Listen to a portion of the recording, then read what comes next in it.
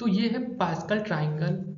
ये 1 year 0 year के लिए, ये 1 के लिए, ये 2 ईयर के लिए, ये 3 ईयर के लिए। अब जैसे ये दिया है, अगर हमको इसकी हेल्प से निकालना है कंपाउंड इंटरेस्ट, तो इस 1 के नीचे वो लिखेंगे जो हमने पैसे जमा किए, फिर इसका 10% 100, फिर इसका 10% 10, फिर इसका 10% 1। तो ये पूरा होता है कंपाउंड इंटरेस्ट, मतलब 3 into 100 plus 3 into 10 plus 1 into 1, ये कितना हो जाएगा 331। ये हमको इंटरेस्ट मिला है। और जो ये लाइन होती है, ये पहली, ये वाली, ये सिंपल इंटरेस्ट होता है। और ये जो होता है लास्ट के दो, ये डिफरेंस होता है सी आई माइनस एस आई का। तो इसका यूज हम इसमें करते हैं। जैसे इसमें है ना 1 के नीचे 1000 और फिर ये लिखा है, तो ये सब वाइट कलर वाला सिंपल इंटरेस्ट, पूरा येलो कलर वाला कंपाउंड इंटरेस्ट, और जो ये ग्रीन वाला है ये इनका डिफरेंस। तो इस पॉइंट को आपको याद रखना है।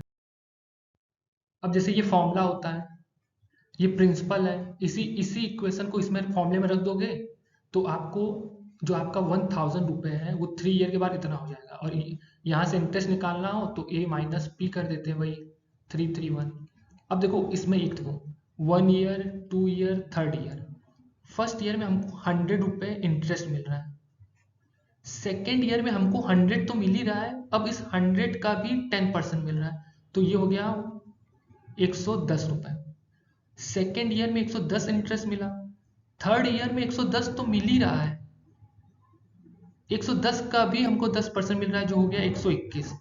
अगर फोर्थ ईयर का निकालना होगा तो एक चीज क्लियर होगा कि 121 तो मिलेगा ही, जो पिछले पिछले ईयर में मिला था, और उसका भी 10% मिलेगा। तो कभी कभी क्वेश्चन दे देगा कि मान लो दे देगा कि थर्ड ईयर में आपको इंटरेस्ट मिल रहा है 126, तो फोर्थ ईयर में कितना मिलेगा।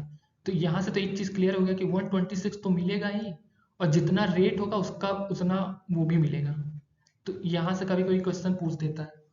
और इसी पॉइंट को आप ऐसे भी निकाल सकते हो, पी पी की जगह लिख सकते हो 1000 इंटू, ये 10% है, 10% का मतलब क्या होता है 1/10, मतलब एक साल के बाद आपका 10 रुपया वो 11 में चेंज हो जाएगा, तो ये हो जाएगा 11/10। फिर दूसरे ईयर में 11/10, फिर तीसरे ईयर में 11/10, इसी को मल्टीप्लाई कर दोगे तो 1331 आ जाएगा।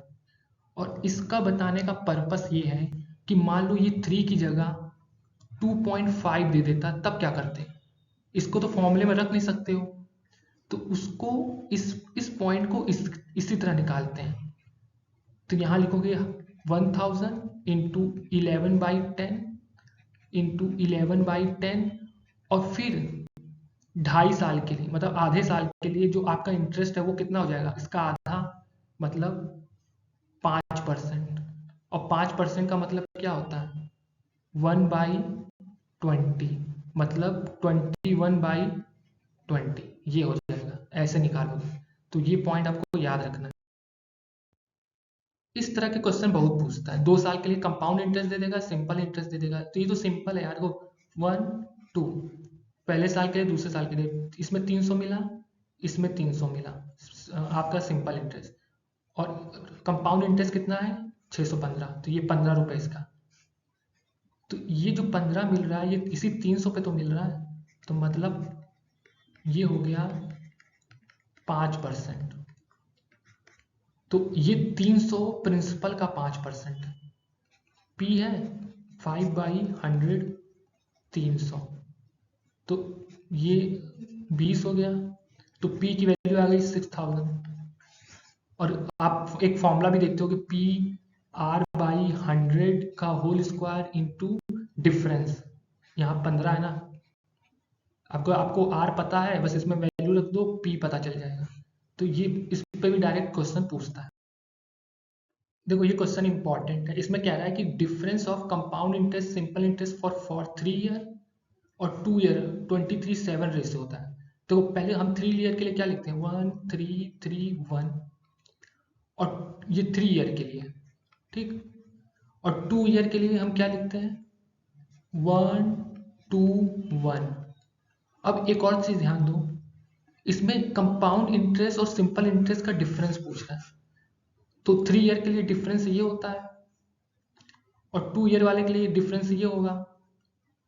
ठीक, तो अब जो भी हम वैल्यू रखेंगे उसका आगे इंटरेस्ट ही तो होता जाता है। यहाँ पे जो वैल्यू होगा उसका आर इंटरेस्ट यहाँ पे होगा, फिर उसका R% यहाँ पर। तो अगर इस ये 100 है तो ये R होगा, 100 का R% R होता है। तो इससे हमको ये पता चल रहा 3 into 100 plus 1 into r by 1 into 100, मतलब इसके नीचे भी तो 100 ही होगा, और यही दे रखा है 23/7। तो ये हो गया, तो 7R हो गया। जब इसको आप सॉल्व करोगे R की वैल्यू कितनी आई 200/7। कैलकुलेशन देख लेना मैंने सही किया हो तब। 21 ये 23 ये इधर गया 200, तो ये आ गया रेट R निकल गया। तो इस पॉइंट को ऐसे आप करोगे, जब भी इंस्टॉलमेंट वाला क्वेश्चन आए तो उसमें क्या करना है, इसमें रेट कितना दिया है 10%। 10% का मतलब होता है 1/10, मतलब अगर बैंक से 10 रुपया आपने लिया है तो अगले साल आपको 11 रुपये लौटाने पड़ेंगे, और इसने 2 इक्वल इंस्टॉलमेंट में दिया है। ठीक, तो इसमें मतलब ये है, मान लो आपने P रुपये लिया है तो P 11 का होल स्क्वायर इक्वल टू कितना इंस्टॉलमेंट दे रहे हो हर साल 5808, फिर 10 का स्क्वायर प्लस 10 की पावर 1 इंटू 11 की पावर 1। बस इसको सॉल्व करना, आपको P पता चल जाएगा। मान लो यही यही 3 साल के लिए होता, 3 ईयर के लिए, तब क्या करते हैं, तो P इंटू 11 की पावर 3, 5808, 10 की पावर 3 प्लस अब घटता जाएगा 10 की पावर 2 इंटू 11 की पावर 1 प्लस 10 की पावर 1 इंटू 11 की पावर 2। बस ये सॉल्व करो ऐसे। तो ये पॉइंट याद रखना है आपको। देखो अगर प्रिंसिपल ये है और रेट 15% पर एनम, मतलब पर एनम का मतलब 12 मंथ, और टाइम दे रखा है 2 ईयर, लेकिन अगर इंटरेस्ट कंपाउंडेड हो 8 मंथ के लिए, तो इसका मतलब ये है कि जो आपको रेट है ये चेंज करना पड़ेगा 8 मंथ के हिसाब से। तो 15/12 करोगे तो 1 महीने का निकल आएगा, 8 करोगे तो 8 महीने का, तो ये हो जाएगा 10%। मतलब जो आपका रेट था 15%, वो 12 मंथ के हिसाब से था, और ये 10% आ गया 8 मंथ के लिए। और 2 ईयर में कितने मंथ होते हैं 24 मंथ, लेकिन हमारा जो इंटरेस्ट कंपाउंड हो रहा है वो 8 मंथ के हिसाब से हो रहा है। तो 24/8 करोगे तो कितना आएगा 3, मतलब 3 ईयर। अब ये चेंज हो गया, P है आपका 4096, जो आपका रेट आया है वो है 10%, और जो आपका टाइम है वो है 3 ईयर। अब निकालोगे तो आपका रेट निकल जाएगा, इंटरेस्ट जो भी निकालना, जैसे इसको ऐसे कर सकते हो 4096 इंटू 10%, मतलब 11/10। 3 ईयर के लिए निकालना 11/10, 11/10। बस इसको सॉल्व करोगे आपकी वैल्यू A आ जाएगी।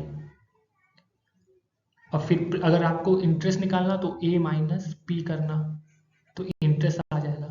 तो इस पॉइंट को ऐसे करना।